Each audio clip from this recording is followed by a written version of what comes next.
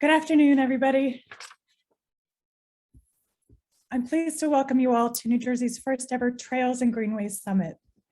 My name is Elise Bremer-Nei. I'm the Bicycle and Pedestrian Coordinator at the New Jersey Department of Transportation. I'd like to thank NJDOT and NJDEP for their partnerships in helping us to bring this and the other panel sessions to you. Before we get started, please note that this session is being recorded. And after the summit, the recordings of this and all the other sessions will be made available online.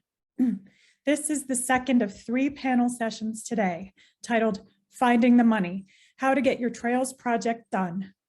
In this session, you will learn the various ways you can get trails and greenways built, from an initial feasibility study all the way to construction. Panelists will discuss strategies and resources to fund your project.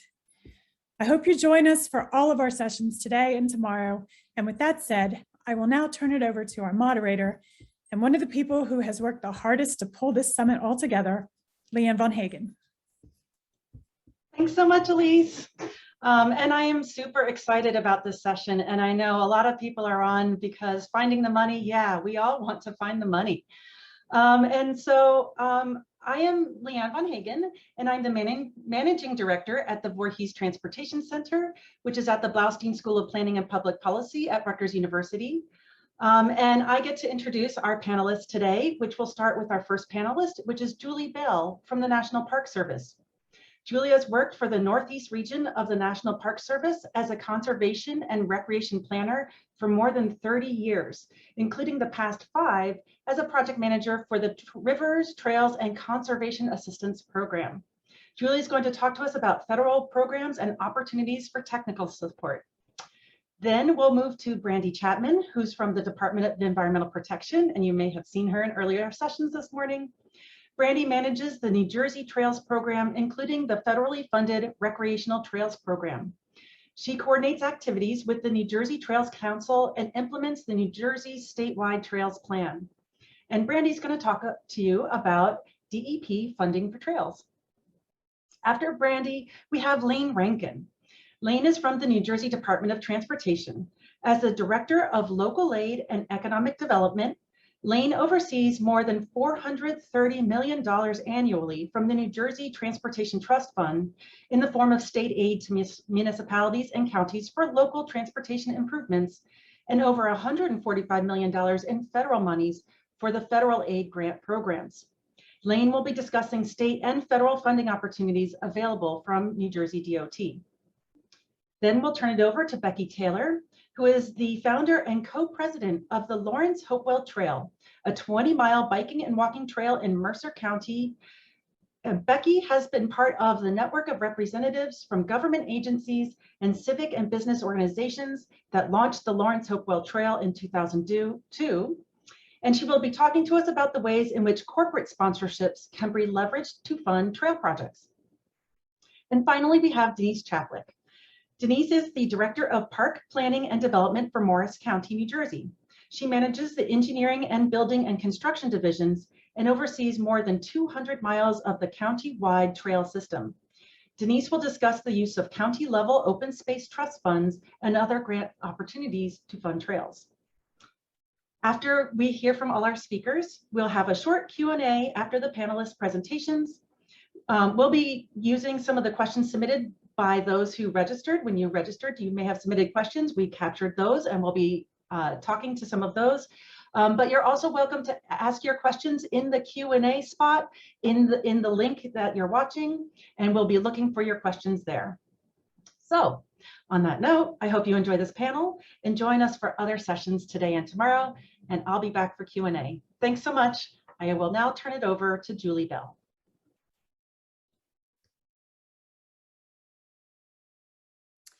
Thank you, Leanne. I'm going to just dive right into what everyone wants to know about, different types of support out there to help plan and build your trail.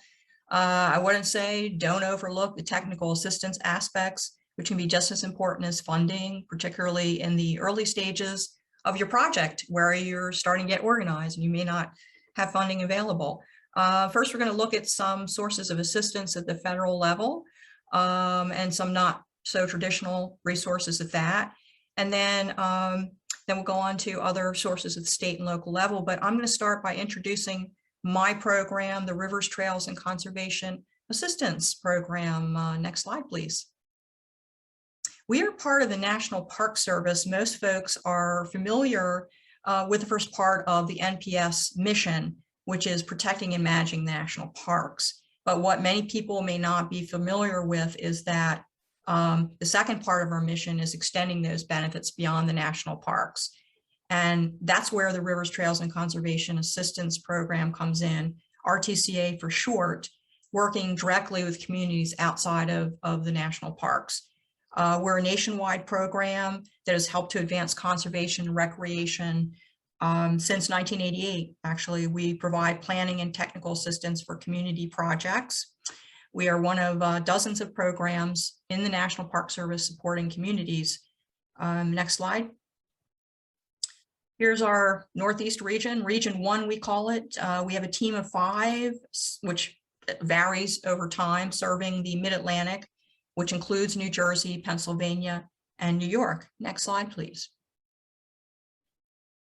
We work with just about any group. We have an annual competitive process. There's no cost for our assistance, but that also means we don't offer financial assistance. What you get is a portion of a planner's or a specialist's time. Project partners are expected to provide a local lead and to significantly to provide significant resources in terms of time and other types of support. Projects are not required to involve a national park or nationally significant unit, and usually do not. Next slide, please. Our type of assistance typically falls into these broad areas, and the first area I would classify as sort of a planning 101 or organizational support process work. We help to identify the vision and goals for your project, develop a common sense among the collaborative group about what the strategic direction is, and what the partners were to accomplish, and how they can figure out a decision-making process collectively. One of our signatures is community engagement, and that is getting the word out about the project and getting input on the appropriate strategies and solutions for your community. We realize the importance of helping strengthen and develop effective organizations to support that effort as well, and we help with that. And getting to some of the more technical aspects of what we do, as you see here, technical and planning support, which might involve framing the process for inventorying and mapping of all types of resources, be they natural, cultural, social, or recreational. We assist with feasibility studies and conceptual level studies of greenways, trails, parks, and open space. We include water trails within our portfolio, you could say. We do not take the concept down to engineering drawings or detailed design plans. We're not engineers, and we only some of us are landscape architects, so we don't do that kind of work.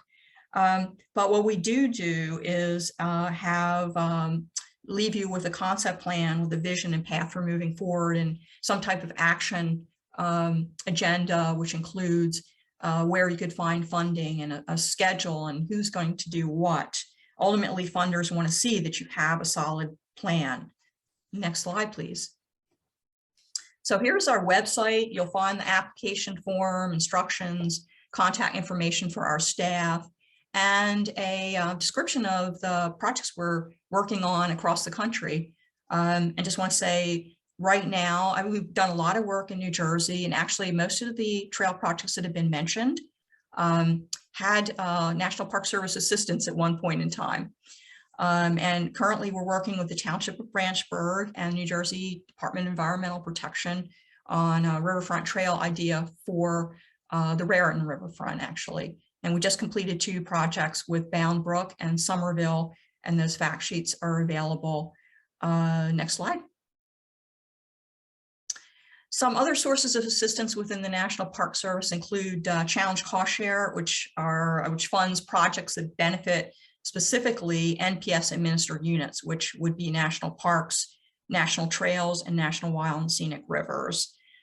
Trails can qualify if they improve access to public outdoor recreation opportunities or relate to climate resilience or engaging youth as stewards of their natural, cultural, and recreational resources. The applications are actually submitted by NPS staff in collaboration with the local partner.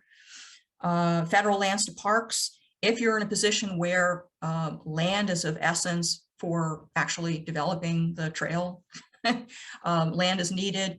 The federal government has surplus property that's available and will help communities to acquire that and reuse it and protect it for local parks and recreation. It's at no cost and on condition that these lands are protected in perpetuity for that purpose of public parks and recreation. Along with contacting our regional office, you would work with the New Jersey Department of Environmental Protection and the local community where that surplus property might be located. National heritage areas may be an option if your trail involves Revolutionary War resources. In New Jersey, it's the Crossroads of the American Revolution is the one national heritage area. The Park Service provides funding and technical assistance for NHAs. So that might be an option. And I'll just mention, but I know other panelists will cover this, the state side of the Land and Water Conservation Fund is an extremely important funding source for outdoor recreation facilities and has been over many decades. Next slide. Other assistance that has been used to fund trails projects as part of a larger project with multiple objectives.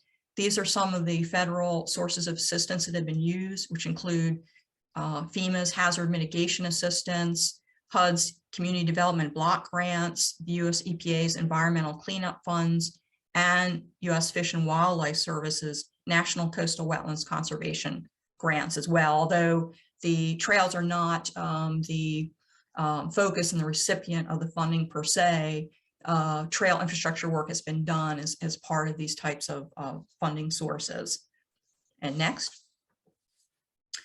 Just want to mention briefly and finally that there are two pieces of legislation recently that apply to trails. American Rescue Plan Act actually does apply for trails and outdoor recreation facilities. Every county and individual municipality in the country is getting funds for aiding in the recovery efforts of all types of projects and reimbursing for COVID-related expenses. The funds cover a much broader set of uses than the previous CARES Act, which in itself did fund outdoor recreation and conservation. You'll want to reach out to your county and municipal officials right now because the funds have already started to be distributed, and there's guidance available through the US Treasury, and I've indicated the website here. Well, I don't know where we are with this Infrastructure Investment and Jobs Act now, but there have been so many twists and turns on that. There is trail-related, active transportation-related funding within that act. It's not what trail advocates would hope for at the moment for the current version of this bill, but there is active transportation funding and some through the Recreational Trails Program. And there is a significant increase in the Transportation Alternatives Program. And there are two other provisions that are that might be of interest for trails. Something that is known as RAISE, or Rebuilding American Infrastructure and Sustainability and Equity. And that is sort of replacing the old Tiger and Build grants, if you will, which supported the development of some very ambitious regional trail networks in the past. And then Safe Streets for All, which is a new initiative to support development and implementation of comprehensive safety plans. Vision Zero is the idea there, and they can apply to trail projects, trail facilities within roadways, is my understanding, not separate facilities. So that's just a little taste of some of the federal sources of assistance. And now I'm going to turn it over to Brandee. Hi, everyone, and thank you to Julie Bell for joining us from National Park Service today. I'm going to go ahead and share my screen here. Okay, and my name is Brandee Chapman. I am the State Trails Coordinator for NJDEP, and I'm here to talk to you about how to get your trail project done. I know I'm preaching to the choir, but let's quickly touch on some of the benefits that trail and greenway systems bring to us. A lot of these were touched on in the keynote session, but it can't hurt to reiterate their importance. Trails provide access to nature with minimal disturbance to the natural world. They connect population centers and can improve local economies. Trail and greenway systems provide residents with alternative transportation corridors, which can help reduce our greenhouse gas emissions. Trails contribute significantly to the improved health of residents, and they also provide outdoor classrooms. For these reasons and so many more, trails are deserving of our attention. So I wanted to get you started with some tips on getting your trail project funded from the very beginning. First, you're going to want to think big and start small. Invest in planning at many scales, from individual project master plans with a focus on inclusivity to community or statewide plans. Identify phases of your project which can be completed in a sequence of milestones. You're going to want to tell the story. Use human stories, not just data, to tell the story of community impact. Share examples of how individuals, neighborhoods, and the larger community will benefit. Be proactive about match. Demonstrate commitment by having skin in the game. Think broadly and creatively about how various partners can contribute to the project. Communicate well. Practice articulating the need, community impact, and the effectiveness of your organization. Use clear and concise writing and make use of bullets and headlines to simplify review of proposals for the reader. Address all of the grant criteria directly and explicitly. You're going to want to be a collaborator. Find commonalities between your goals and the values of partners. Be reciprocal in your requests and offers of help. Consider stretching your project to meet the needs of partners where possible. Use data and evidence. Demonstrate project need by using data. Measure and monitor progress to determine if goals are being met and adapt accordingly. Start early. I can't stress this enough. Building community will and trust with partners takes time. Develop internal deadlines and include time buffers for external processes and input, including reviews, letters of support, and partner approval. Anticipate hurdles. Listen and learn from the concerns of your community. Utilize inclusive planning strategies for trails and greenways from the start.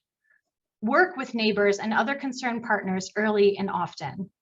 Plan and budget for mitigating reasonable concerns with strategies like landscaping, lighting, signage, fencing, and amenities.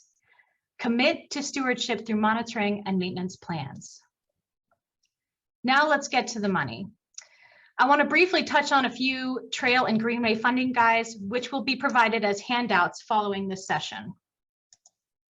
First, US DOT maintains a chart of available funding sources for bicycle and pedestrian projects based on project costs. You can see various project costs identified on the left side of the chart, with a row of federal funding sources along the top. Next, Headwaters Economics, an independent nonpartisan research group that works to improve community development and land management decisions, published a trail funding resource guide, which describes some of the national funding sources a few of my fellow panelists and I will discuss today. Finally, we have a trail funding guide put together by DVRPC, which Sean mentioned in the last panel, which is more focused on funding available in the New Jersey and Greater Philadelphia region. This guide also describes some of the funding sources my fellow panelists and I will be going over today. So today we're going to go into some detail about a few of those potential funding sources identified in the guidebooks I just went over. First, there are some funding options available through NJDOT's local aid office, which Laine Rankin will cover immediately after me. Some counties have trail grant programs, and Denise Chaplick will touch on that. You can seek out corporate sponsors, and BTaylor will talk about their successes with the Lawrence Hopewell Trail. And right now, I'll go into funding offered by the DEP, and specifically the Green Acres program and the Recreational Trails program. I'm happy to share that the Green Acres program is celebrating its 60th birthday this year. The Green Acres program was created in 1961 to meet New Jersey's growing recreation and conservation needs. Together with public and private partners, Green Acres has protected over 500,000 acres of open space and provided hundreds of outdoor recreational facilities in communities around the state.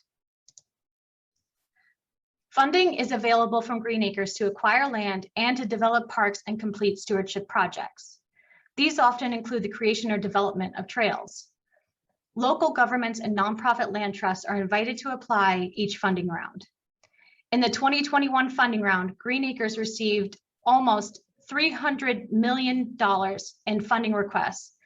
So we know that there's a strong demand to meet the public's open space and recreation needs. And under the umbrella of the Green Acres program is the Recreational Trails program.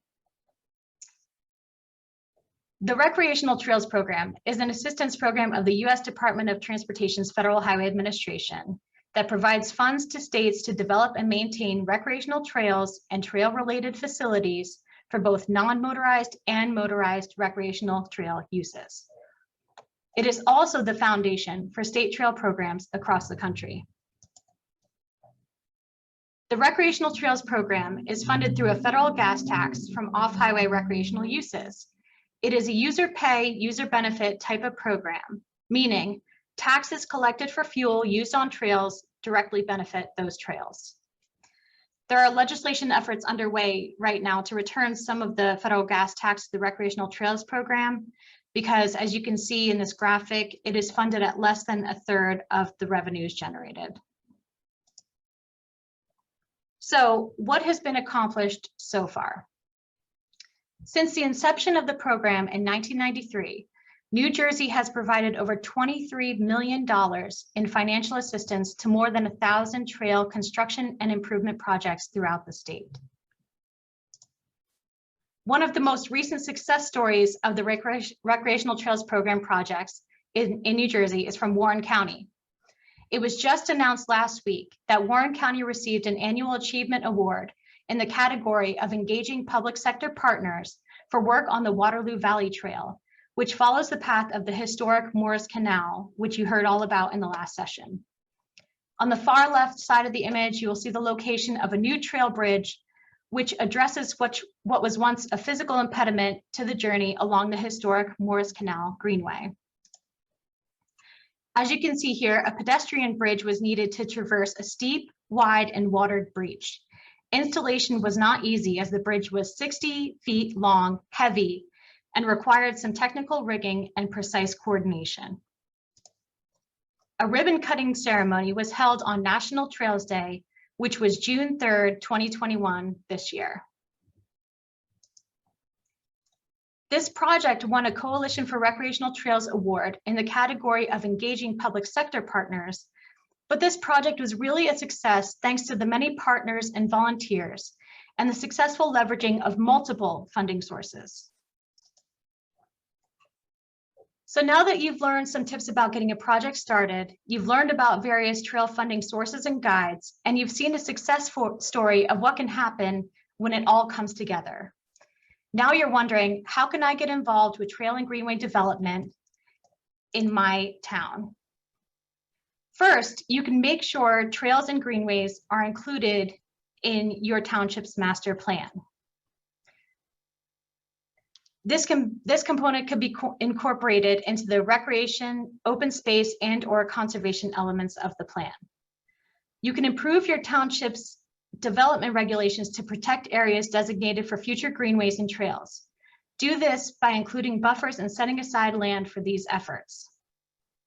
Then you can help your township qualify for Green Acres funding for trail and greenway projects by establishing an open space tax. Lastly, you can write letters to the editor at your local paper. Thank you so much for joining me today. I hope these tips will help the success of your trail or greenway project.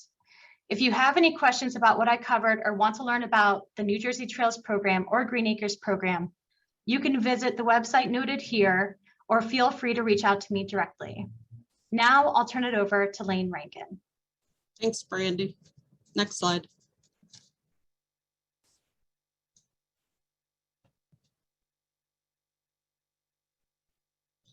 So I think you're going to hear the recurring theme that there is funding available, but it's up to you to develop the strategy to use all the available funding. Next slide. So for local aid, the funding that's available is either in the state funded category or the federally funded category. The first 5 you see here are state funded and the other 2 are federally funded. Next slide.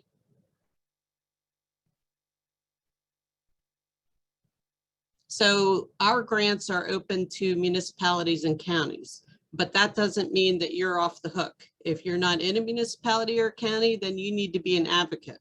Municipal aid has 7 different categories in which the municipalities can apply, and you can see the percentages here for the number of projects that we get in each segment.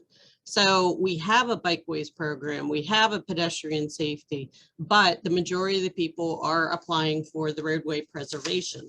What's different about this is with the renewal of the Transportation Trust Fund in 2016, our funding became more consistent, and subsequently we had our schedule legislated for this program. So now the municipalities know what's coming, they know the funding that they typically get. It's very consistent so they can plan out the projects. Next slide. Additionally, each municipality is allowed to put in 2 different applications. So one could be for roadway preservation and one could be for bikeway. As Brandee mentioned, you need a master plan. So again, something I heard this morning as well, you need to be patient and have persistence. This was from 1991. Next slide. But now it's out. The Township of Montgomery used a municipal aid grant for $360,000, and they combined that with an open space tax that they had for $440,000 to make their project come to fruition. Next slide. The next couple slides are shots of this actually being constructed, but county aid has the exact same categories that municipal aid does. Next slide. So you can approach your counties as well. The Bikeways Grant Program is highly competitive. In 2021, we had 52 applicants for a $1 million fund. But this year, surprisingly, some additional funding was included in the state budget, so we'll be able to give out additional grants. Next slide. Also, our Safe Streets to Transit program had 52 applications, and our Transit Village had 17 applications. Again, these are also $1 million grant programs. But surprisingly, they also received extra funding in this year's budget, so we'll be able to give out additional grants. Both of these programs, unlike the pictures you're seeing, are focused around transit connections. Next slide. And then on our federal side, we have the Transportation Alternatives Program, which I'm sure you're all familiar with. I like to think of it as the program that makes New Jersey look good and feel good because you're getting your exercise. So the 2 categories that can be applied for here are for off-road trail facilities and a conversion of abandoned railroads. And also we have our Safe Routes to School. Safe Routes to School has to be done within 2 miles of a K-8 school. But there's nothing to say that trail can't, or that pathway can't be part of a more regional trail that goes through a town, county, or municipality. Next slide. So I think you heard Brandee and a number of others say it. Look ahead, look way ahead. This is a shot from the Delaware River Heritage Trail. Next slide. And what you're going to hear is collaboration, get everyone involved. What you're hearing from this session is there's a number of different agencies and ways to receive funding. Next slide. So thinking way ahead, think about your right-of-way. This is Route 130, again, the Delaware River Heritage Trail, but this was a Route 130 Concora branch bridge replacement many years ago for DOT. It was going over an abandoned railroad line, and the initial thought was to fill it in and replace the bridge. However, through the project development process, people realized that wildlife was using this existing pathway. So the decision at the time by DOT was to maintain that passageway for wildlife. That in effect resulted in the ability to provide the connectivity for the Delaware River Heritage Trail in the future. Next slide. So the Delaware Heritage River Trail for the Route 130 bypass project is a really good example for us because it touches on a number of different areas. They had to plan for and overcome a number of issues. So here you can see they're part of a bridge going over water. Next slide.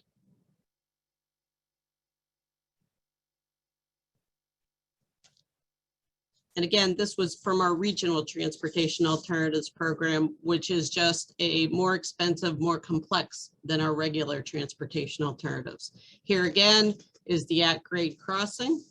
Next slide.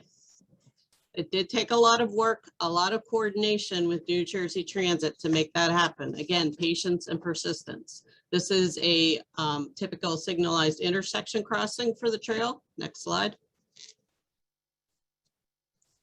This is where it shares the road. Next slide. And again, you can see another shot as you approach the tunnel. Next slide. I think you heard the commissioner mention the Ben Franklin Bridge where the ADA ramp was added. This was again a $3.8 million transportation alternatives grant from DOT local aid. Next slide. And I think you heard from the speaker this morning that Camden's been using a systematic approach to improve their municipality. The same was done here. Next slide. The areas all around the Ben Franklin Bridge were improved through 3 different Tiger grants. One was for $2.4 million at Pearl Street. One was for $1.9 million at Martin Luther King Boulevard. Next slide. And another was $2.5 million for Pine Street Greenway enhancements. And I'm sure a number of you attended the opening ceremony. Next slide. And again, it takes a lot of partners to get it done. The agencies for this particular project were Delaware River Port Authority, Delaware Valley Planning Commission, Camden County, Camden City, and DOT. Next slide. But those were the agencies. You still need the advocates, you need the residents, you need the commuters to also participate in the process and be the champions. Next slide. So again, the message we want to convey is you can't get it all done at once. Do it in phases, do it in pieces. And I think I heard earlier in the session that maybe it's a small piece. Next slide. So another trail is the Union Transportation Trail. Here's a piece in Monmouth County that's been completed. Next slide. And here you can see in yellow the next phase it's going to come in on JCP&L right away. So this was another trail that's going to continue. Next slide. And again, as Brandee said, preaching to the choir, we know that trails are assets to the community. Next slide. If you build it, they will come.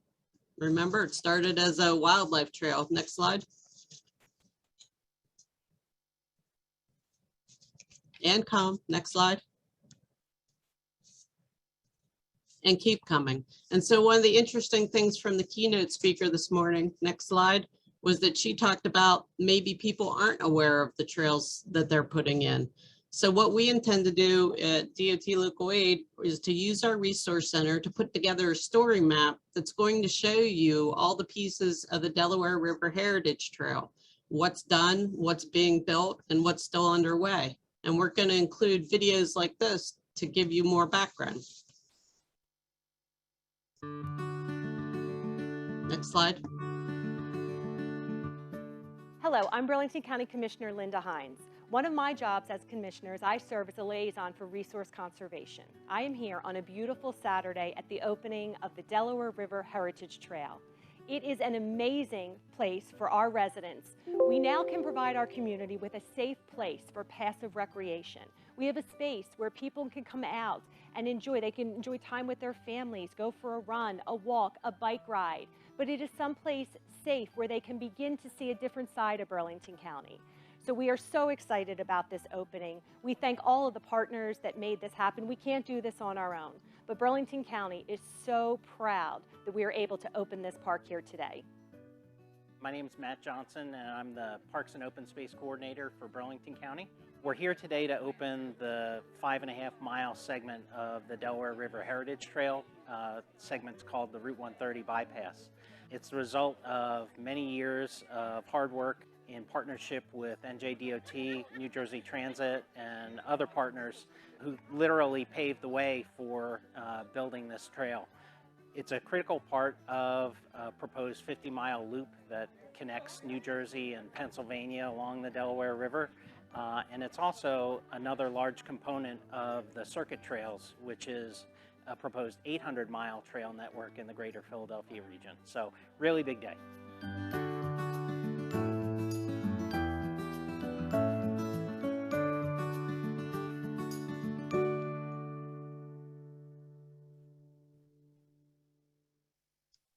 So patience, persistence, use all the money that's available and include everyone in the process. So look for our story map next week on the Delaware River Heritage Trail. And that's our information. And with that, I would like to pass it off to BTaylor. Thank you. Thank you so much, Laine. Greetings to all of you trail enthusiasts. I'm so pleased to participate in this first ever New Jersey Trails and Greenways Summit, focusing on a topic near and dear to my heart and all of yours, trails. So how did I get here? It's actually a culmination of a checkered past, first as a journalist, then as a public affairs lead in several state agencies, and then in corporate affairs at pharma company, Bristol-Myers Squibb. It was that last gig that resulted in my being responsible for managing the company's community relations program, which carried a multi-million-dollar budget for local and state philanthropy. I guess you could say the money found me. Ha. Next slide, please.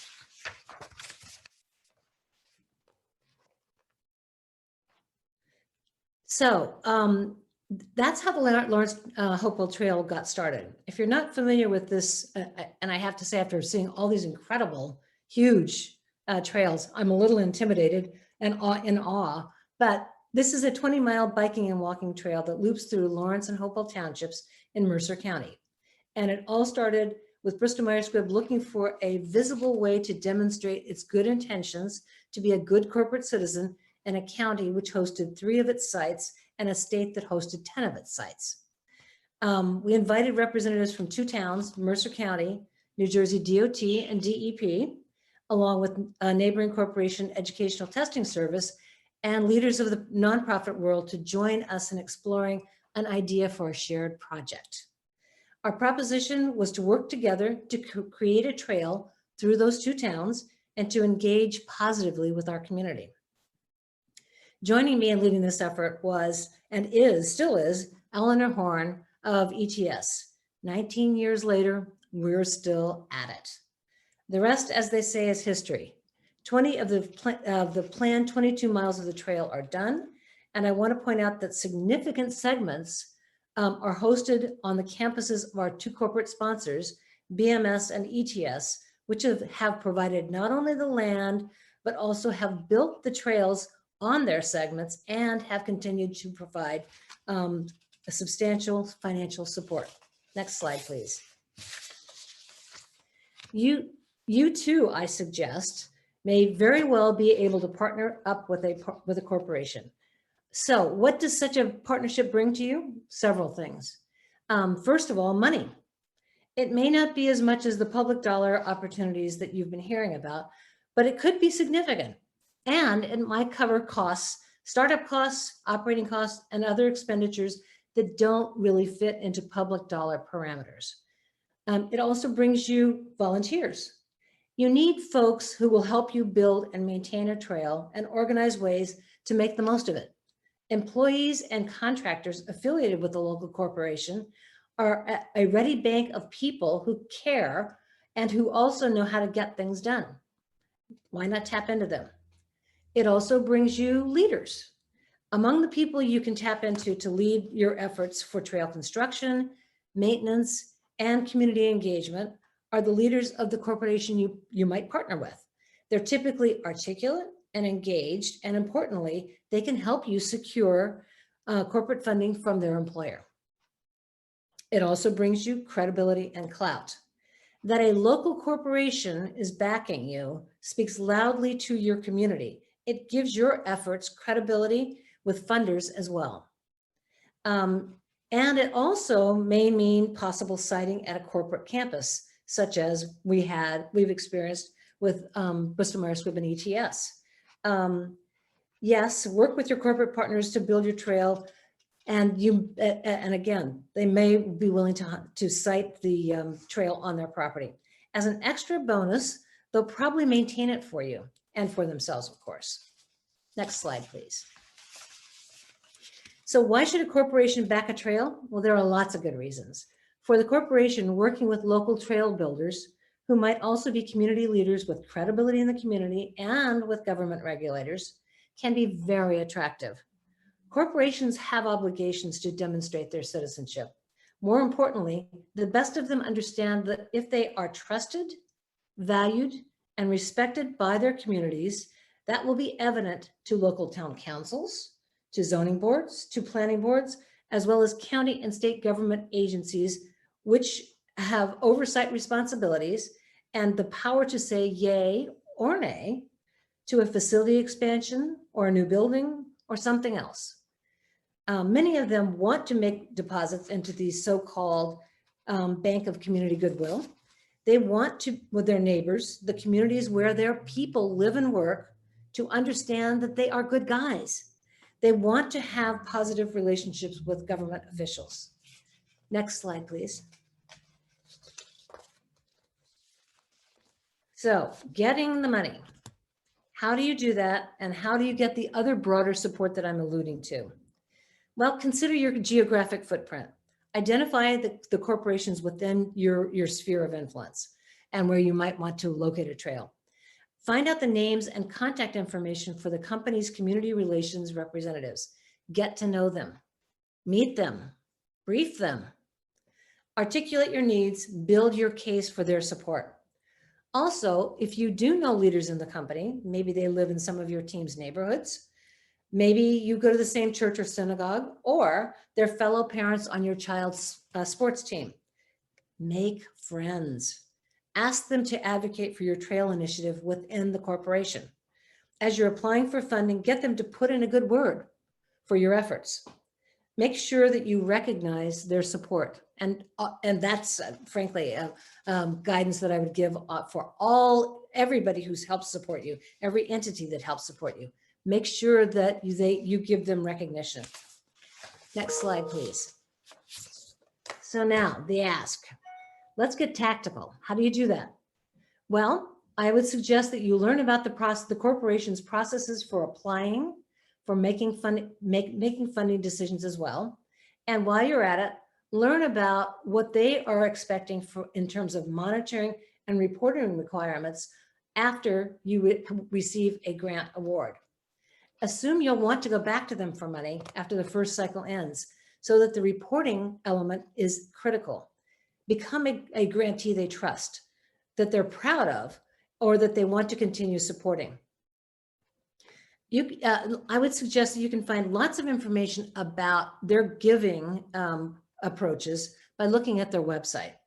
One important fact that you need to know is what their funding priorities are. Many of them will identify one or more area that would be a priority for them. Some of them will only fund in those areas, but some are more flexible. Best to know their priorities and see if there's that you can make some credible tie-ins to them. Because you want to be successful in getting grants or other support, let me call out some key descriptors that should define you. And this list should kind of guide how you approach working with corporations. They're going to be looking for people who are trail enthusiasts and applicants who are vigilant, who are thorough, who are responsive, who are compelling, and who are available. If they want to connect, make every effort to make this connection easy for them. One final word about factoring in maintenance costs in your asks. Of course, there are maintenance costs associated with any trail, even early on in terms of monitoring trails, or at least supervising volunteers who do monitor for you.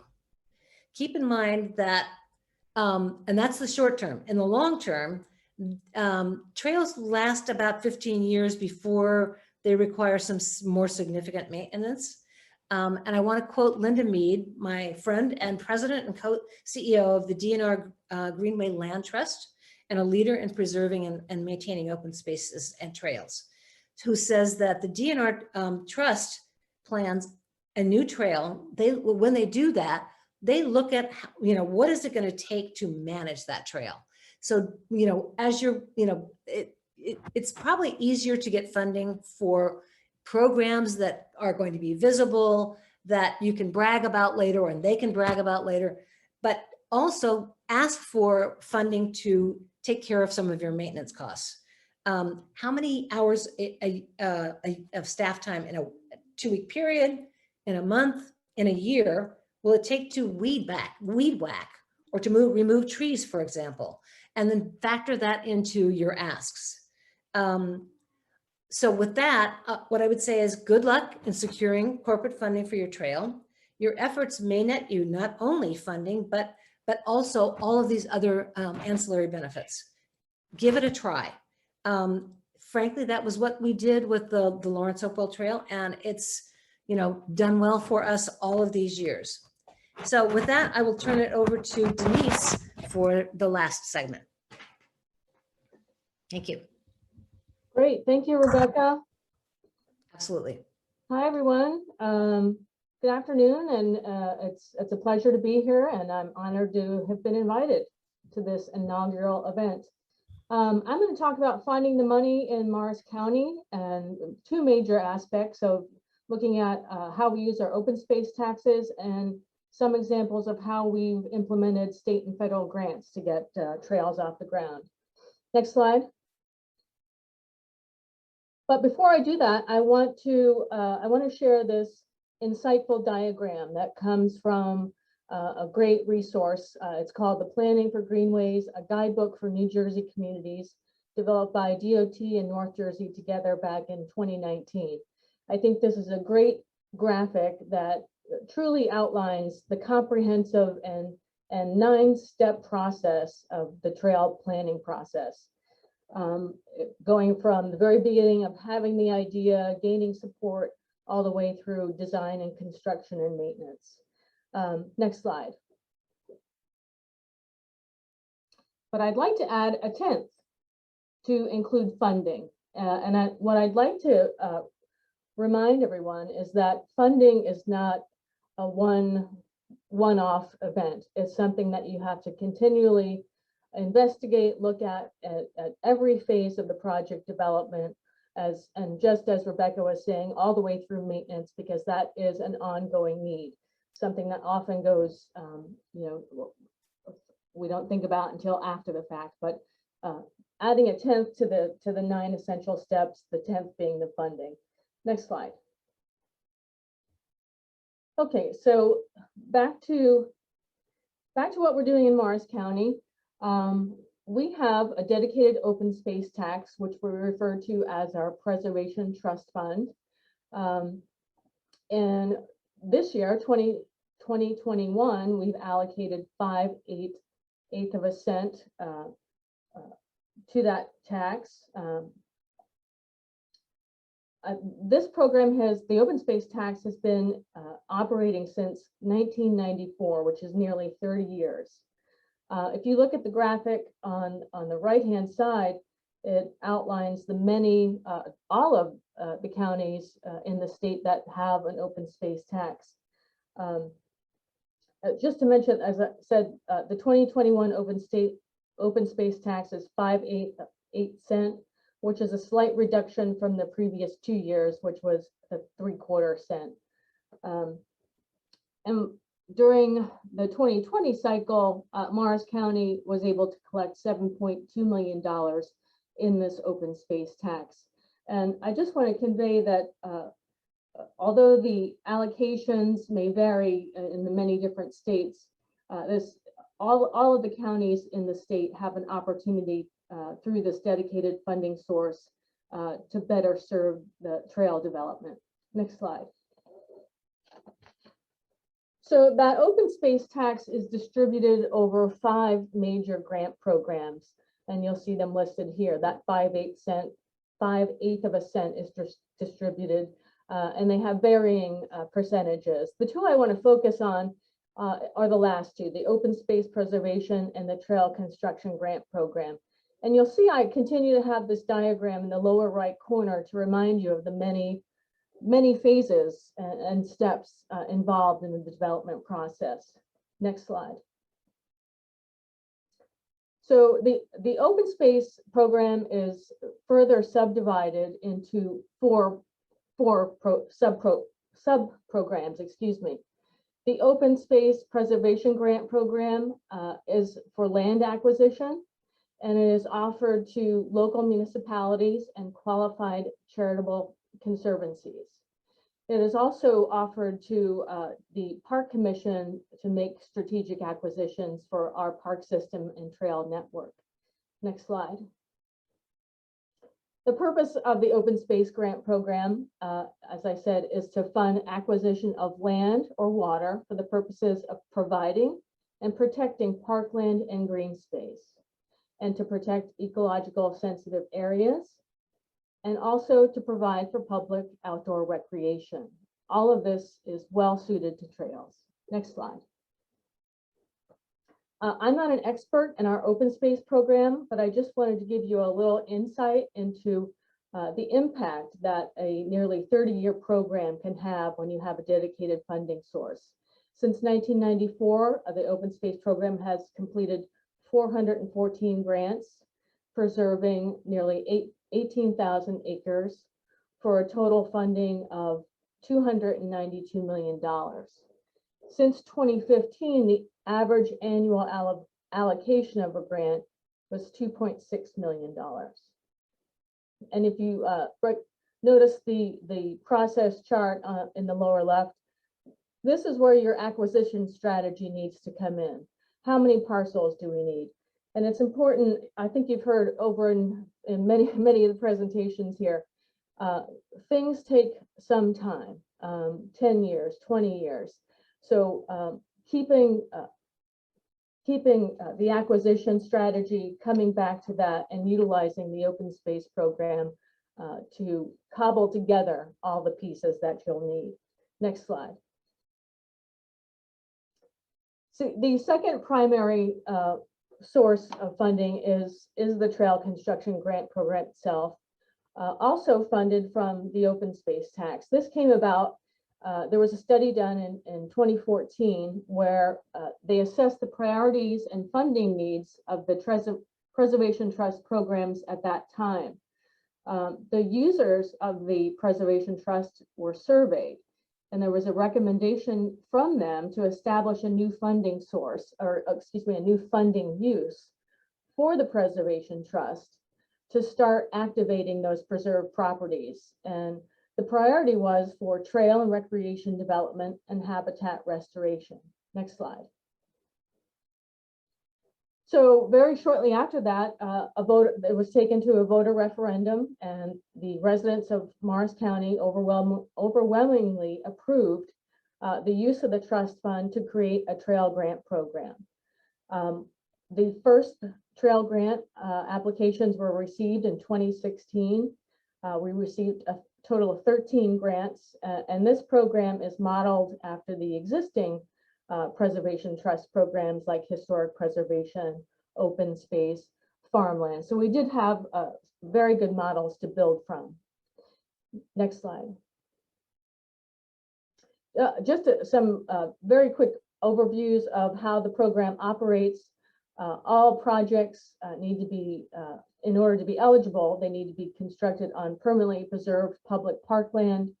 A 20% match is required, and it operates on a reimbursement basis. So the municipalities are responsible to front the dollars in advance. Next slide. Applicants are limited to one application per year, and they must be in good standing with any other previous grants. Next slide. And funding is all or nothing. We don't pick apart a project, so it's all or nothing. The projects must follow specific design standards, and their construction must be sustainable. Next slide. So here's a quick snapshot of what we've done in the last 5 years. As I said, the first year was 2016. And since then, we've awarded a total of 29 grants, issuing $3.3 million.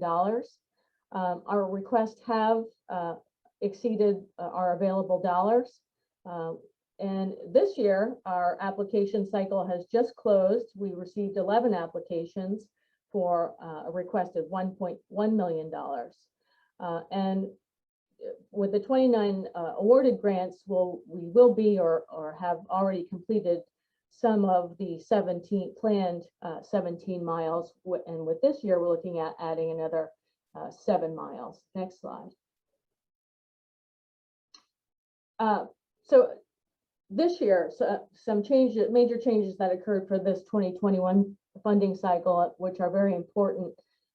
We this year, for the first time, have added a design phase. So we have two kind of a split funding. We'll fund design and permitting, and we'll fund construction. And construction has been split into a minor and major category. Next slide. Major takeaways, lessons learned. We've only been, this is a very new program. This will be our 6th year.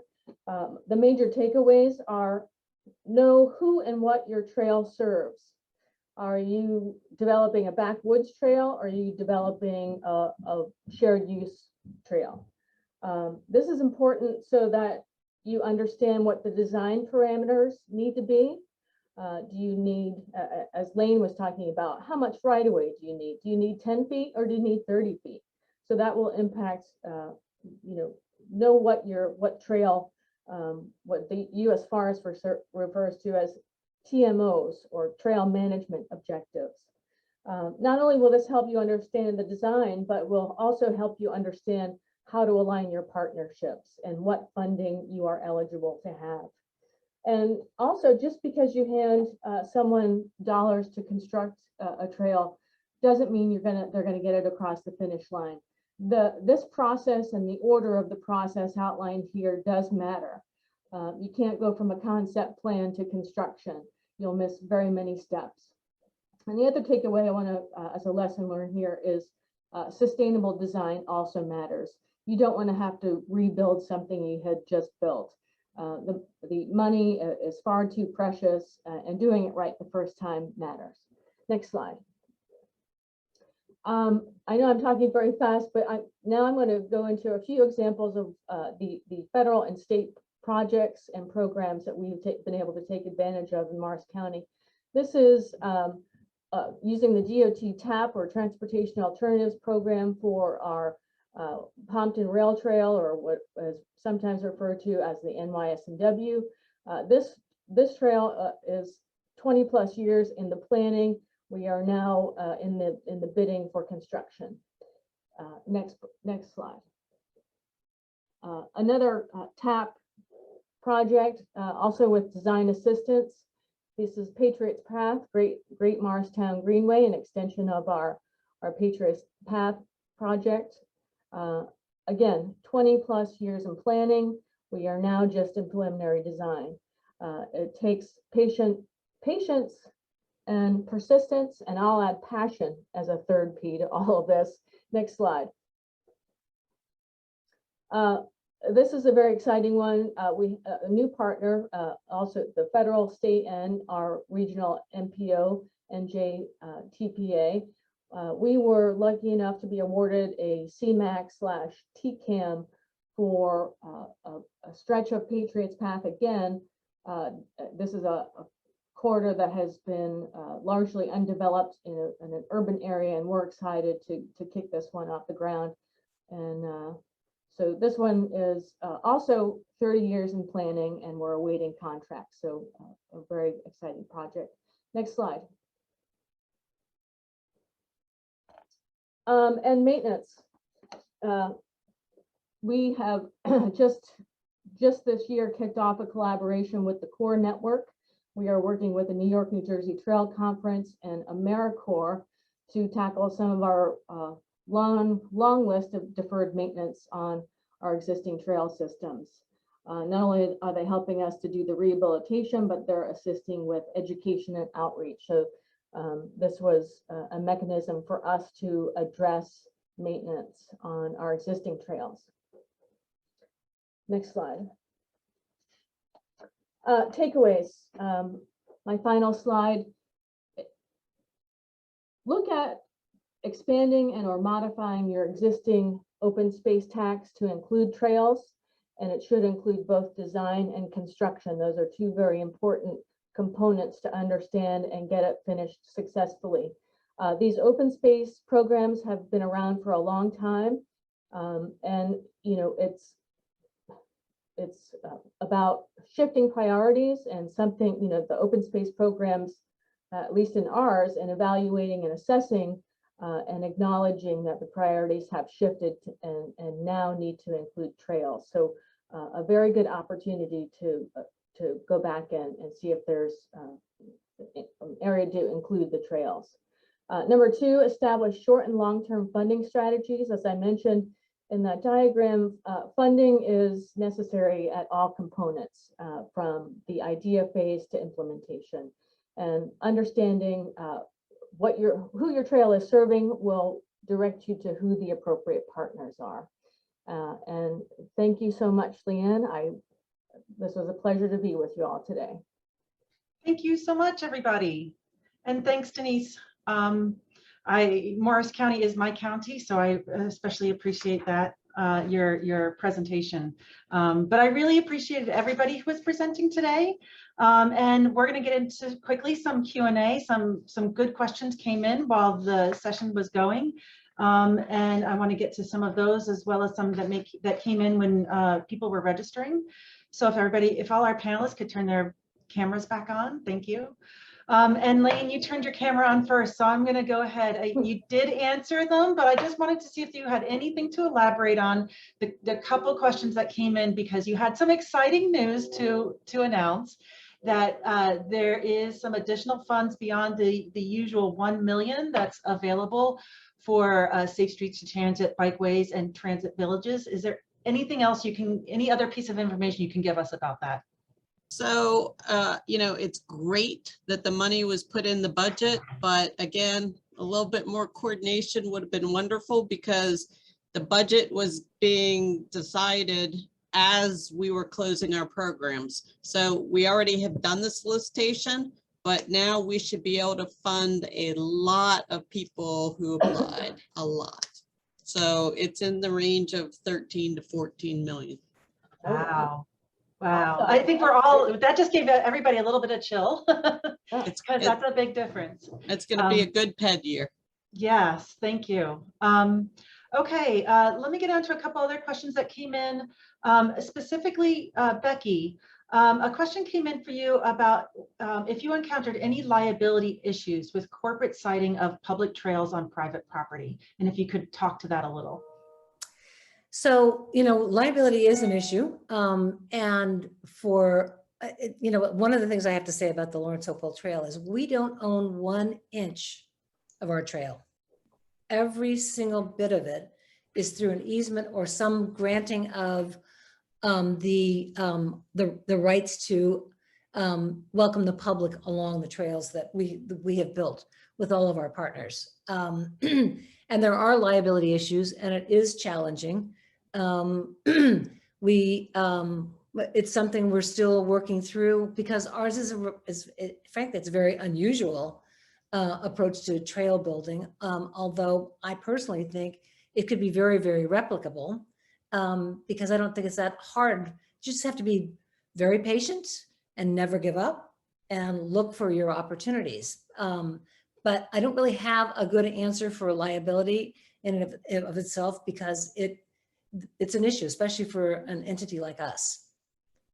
So you might have somebody else answer the question from a publicly funded agency of trail, which has different kinds of protections. Yeah, if anybody wants to jump in on anything with liability, and I know none of us are lawyers, so don't take any of this as actual legal advice. Right. Okay. Let me ask another question then. And I think you all touched on this a bit, and you know, hopefully people are walking away with this, but I do want to talk about, like, when you say grants are competitive, whether they're state grants, federal grants, or even county level grants, can you explain a little bit about how competitive are these grants? You know, Brandee, you said something earlier about telling your story to help improve your application. Maybe you can approach it from that way, about like where it happens, where if you have applied in the past and you didn't get it, what is some advice you can give to municipalities or counties or whoever's applying for funds in the future to have a stronger application? Well, as I covered in my presentation, you know, you want to make sure that your grant application really specifically identifies all of the criteria for the grants in a very clear and concise way. Use bullets, you know, use headers, you know, make it really easy for the reviewer to be like, this is obviously a fit for this grant program. And to touch base on the competitiveness of I know recreational trails program grants, when we have grant rounds, we're only able to fund like 20% of the applications that come in. It's incredibly, incredibly competitive. So again, diversification of funding is going to be a component of your planning from early on. You're going to want to plan for that. So I hope that answers the question. Yeah, and Laine, if you want to jump in about DOT funding and the competitive. Sure. It depends on which program you're applying under. And so the ones that I mentioned that are $1 million are extremely competitive. You could have an excellent application, but be like number 6, so we can't get to you.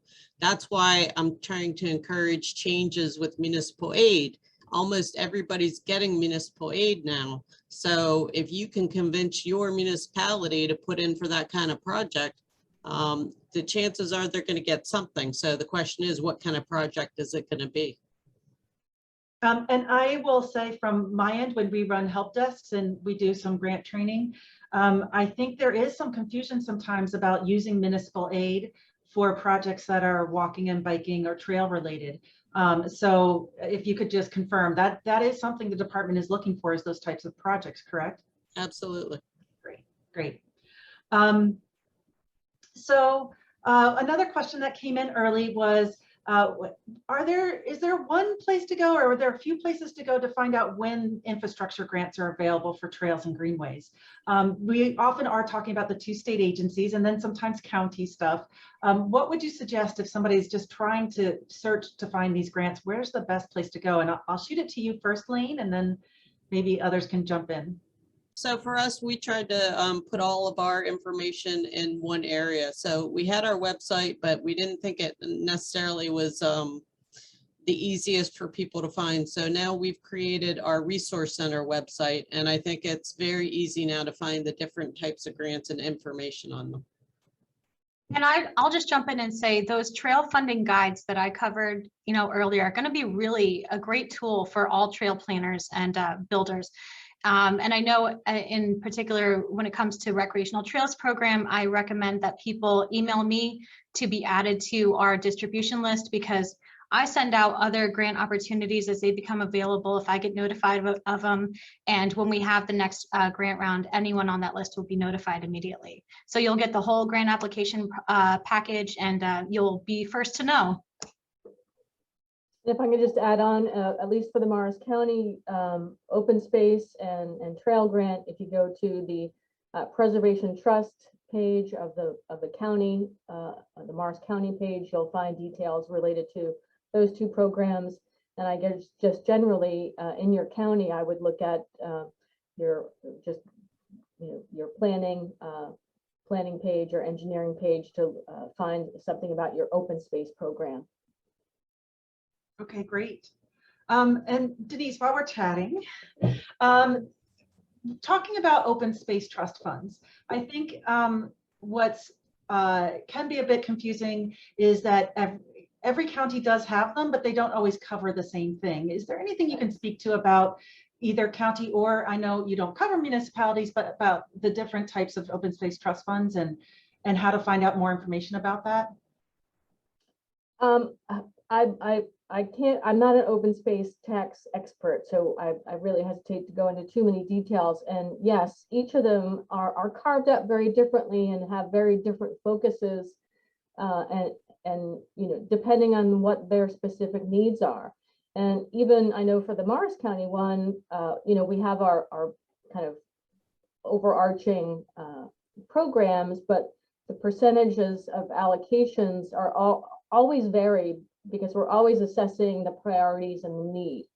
And that's how we came to develop the Trail Grant program, in that our open space program, you know, had been in place for so many years, and the number of applications were, you know, they were still active, but we saw a decline. And we had, you know, we had a very robust program and was able to preserve a lot of acreage. And now the users of the program wanted to activate those parcels that were protected. So priority shifted. And I guess what I would encourage the advocates listening here today is, you know, engage your municipalities and your counties to find out remind them what your priorities are for those open space taxes, and see if there can be a shift to now integrate these broader needs.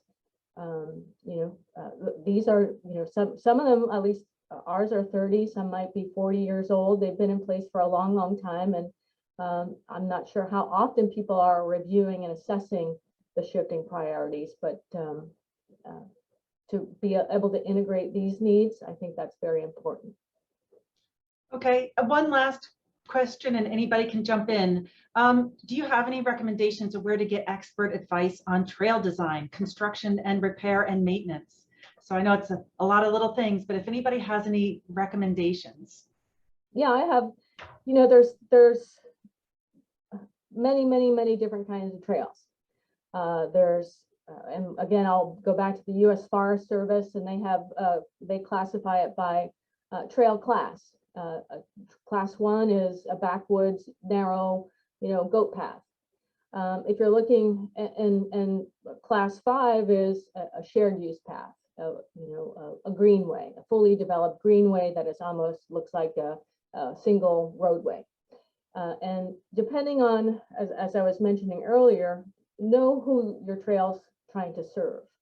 That will direct you to your funding source, and it will also direct you to your designer. If you're looking at creating something like the fully developed shared use trail that's a class 5 that the DOT and the federal government funds, you know, the DOT has qualified engineers as part of their on-call grant programs. So if you are lucky enough to become part of that, some of those designers are already at your fingertips. If you're kind of going back down the scale to something more natural backwoods, those trails are highly site specific, and you do need some very expert advice. And the place I would go is the Professional Trail Builders Association. That is a website that is a resource for those, what I'll call class 1 and 2, more naturalistic, I don't want to say backcountry, but you know, yes, backcountry, and not hard surface trails. So Professional Trail Builders Association has a wealth of resources across the country. All right, thank you so much, everybody. We are out of time for now, and I know we got some questions we weren't able to get to, including confirming where you can find some of the resources that were talked about today. There is a handout sections on the Feed Loop conference site. We can also follow up. One of the sites that is newly created that has a lot of these resources is the njtrailsaction.org website. So I do encourage you to go there. We'll be looking to add more resources to that site post summit. So keep going back if you don't see it at first. So thank you everybody for your presentations today. It was an excellent session. I know it was just a start to talk about funding. There's a lot more deeper level we can go, and it might be something we'll look to do in the future, to do like this felt like 101, we may need a 201, and we'd love to hear back from all of you in your post-summit feedback survey that's going to pop up at the end of this session. So let us know if there's anything else you'd like to hear about. I think that's wrapping it up for this session. But do stay tuned. At 3:30, we have Building Trails for Everyone, and that will be the last session of the day today. And then we have a full schedule for tomorrow that I hope you join us for again. So once again, thank you to all our panelists. We really appreciate the great information you provided today, and I'll see you all at our next session. Thank you.